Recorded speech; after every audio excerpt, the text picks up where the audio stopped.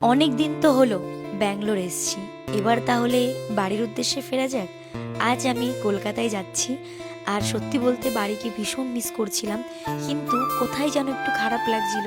যেহেতু এতদিন সবাই একসঙ্গে ছিলাম, বোনকে বললাম মন দিয়ে পড়াশোনা করিস, আর এদিকে দেখো আমার মাসি কান্না করে দিয়েছে। মাসি একটু বেশি ইমোশনাল অ্যাকচুয়ালি, আর এতদিন ছিলাম তো। আমি বলছি কেন কান্না করছো, তুমি তো যাবে কদিন পরে, আমি আবার আসবো, তুমি কেঁদো না। তো মাসিকে ভাইকে সবাইকে টাটা করে দিয়ে আমি বেরিয়ে পড়লাম এবার এয়ারপোর্টের জন্য।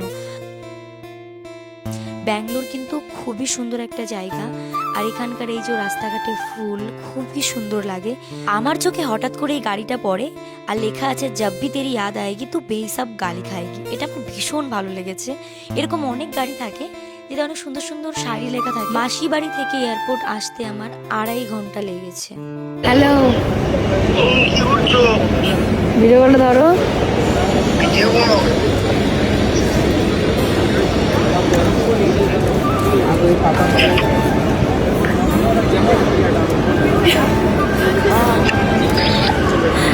শঙ্করের রিয়াকশন দেখে হয়তো তোমরা একটু হলেও বুঝতে পেরেছো যে ও জানতোই না যে আজকে আমি বাড়িতে ফিরছি।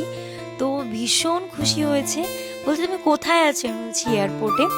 আর হয় না মাঝে মাঝে একটু একটু সারপ্রাইজ ভীষণ ভালো লাগে, আর এটা একদিন একটা সারপ্রাইজই। ও জানতো আমি আরও 5 দিন পর ফিরবো। তারপর এখানে বোর্ডিং পাস নিয়ে ব্যাগগুলো দিয়ে আমার না তোমাদের খুব বলতে ইচ্ছা করে যে আমি আমার লাইফে কোনোদিনও ভাবিনি যে আমি প্লেনে চড়তে পারবো, সত্যি বলছি। তো তোমাদের ভালোবাসায় আমি অনেকবার প্লেনে উঠেছি, কিন্তু আমি যতবারই প্লেনে উঠি আমার এরকমটাই মনে হয় যে আমি কোনোদিনও ভাবিনি যে আমি প্লেনে উঠতে পারবো। আর এখন এটা আমার কাছে একটা নর্মাল হয়ে গেছে শুধুমাত্র তোমাদের ভালোবাসায়। তোমাকে তোমরা এভাবে ভালোবাসা দিও। আর আরেকটা কথা, আমাকে দেখে অনেকে অনেক রকম কমেন্ট করো যে ভালো লাগে না তোমার ভিডিও, তুমি ভিডিও কেন করো, তোমাকে দেখলে আমার রাগ হয়।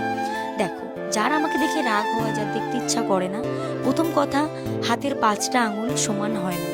তাই তোমার যে আমাকে ভালো লাগবে সেটা আমি এক্সপেকটেশন রাখছি না। যার ভালো লাগে না, অনেক অপশান আছে, তুমি আমাকে ব্লক করে দিতে পারো, তুমি স্কিপ করে দিতে পারো, তুমি নাই দেখতে পারো, আনফলো করে দাও, দেখো না। কিন্তু যাদের আমাকে ভালো লাগে না তারাই দেখি আমার ভিডিওতে আবার কমেন্ট করে। মানে ভাই, ফার্স্ট অফ অল তোর আমাকে ভালো লাগে না, আবার তোর কাছে এতটা টাইম আছে যে তুই আমার ভিডিওতে এসে কমেন্ট করছিস, মানে এরপরে আমি আর কি বলতে পারি তোমরাই বলো। আমার মধ্যে একটা কি আছে জানো তো, আমি না কখনো আমার মানে লাইফের খারাপ জিনিসটা আমি তোমাদের সঙ্গে শেয়ার করতে চাই না। শুধু তোমাদের সঙ্গে বলো না, আমি কারোর সঙ্গেই শেয়ার করি না। জানি না কেন, আমার ভালো লাগে না যে আমার পার্সোনাল লাইফের যদি আমার কোনো দুঃখ হয় সেটা আমার শেয়ার করতে ভালো লাগে না। বাদ বাকি হ্যাপিনেসগুলোই বেশিরভাগ শেয়ার করতে আমার ভালো লাগে। তো এই কারণেই তোমরা আমার লাইফের স্যাড স্টোরি কেউ জানো না, আর আমি বলিও না। তো যদি আমি বলতে শুরু করি না, তোমরাই ভাববে যে মিঠি এরকম জায়গা থেকে কি করে এরকম জায়গায় আসে। শঙ্করকে তখন আমি বলেছিলাম যে কটার দিকে আমি আসছি, আরও সত্যি দেখি আগে থেকে এসে এয়ারপোর্টে দাঁড়িয়ে আছে, আর আমি ভীষণ খুশি হয়েছি। আমি মানে বলে বোঝাতে পারবো না আমি কতটা খুশি হয়েছি। আর তারপর হঠাৎ করে দেখি দুজনের ড্রেসও ম্যাচিং হয়ে গেছে। তো এটা অ্যাকচুয়ালি কোইন্সিডেন্টলি আর আমার ভীষণ ভালো লেগেছে। তো এখানে দাঁড়িয়ে দাঁড়িয়ে দেখো দুজনে গল্প করছিলাম, বলছে চলো বাড়ি থেকে ঘুরে তারপর যাবে। আমি বললাম না না গো, দাদা আসছে নিতে, তো পরে আমি যাব। তারপর দেখি এখানে দাদা বৌদিও চলে এসেছে, এই যে বৌদি। আর হ্যাঁ, আমার দাদা নতুন ফোন নিয়েছে, তো আমি এখানে দাদাকে বলছিলাম কংগ্রাচুলেশন, তুই নতুন ফোন নিয়েছিস, এবার আমাকে পার্টি দিবি।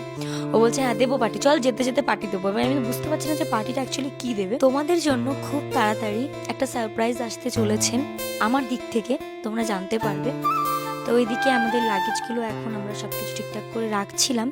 আমি ভাবছি দাদাকে দেখে যে আসার সময় আজকের দিনেই রাজ এদিকে আমার তখন গাড়িতে লাগেজ তুলে দিল, এখন দাদা তুলছে। তারপর দাদা এখানে আমাদের 4 পার্টি দিয়ে বলছে এটা পার্টি দিলাম। আমি বলছি বাহ বেটা বাহ। তো এই যে ফাইনালি চলে এসেছি আমি এখন আমাদের কল্যাণী হাইওয়েতে। আমার বাড়ি তো কল্যাণী হাইওয়ের কাছাকাছি, সবাই তো জানো। তো বাড়ি এসে রিওর খুশিটা তোমরা জাস্ট দেখো একবারও, কত খুশি। ওকে আমি সান্ত্বনাই দিতে পারছি না যে পাপা আমি চলে এসেছি। আর আমি রিও পাপাকে ভীষণ মিস করেছি, ভীষণ। ওখানে আমরা যেখানে ছিলাম ওখানে প্রতিটা বাড়িতে ডগ ছিল, গোল্ডেন রিট্রিভার বলো, ল্যাব, তারপর আরো হাস্কি।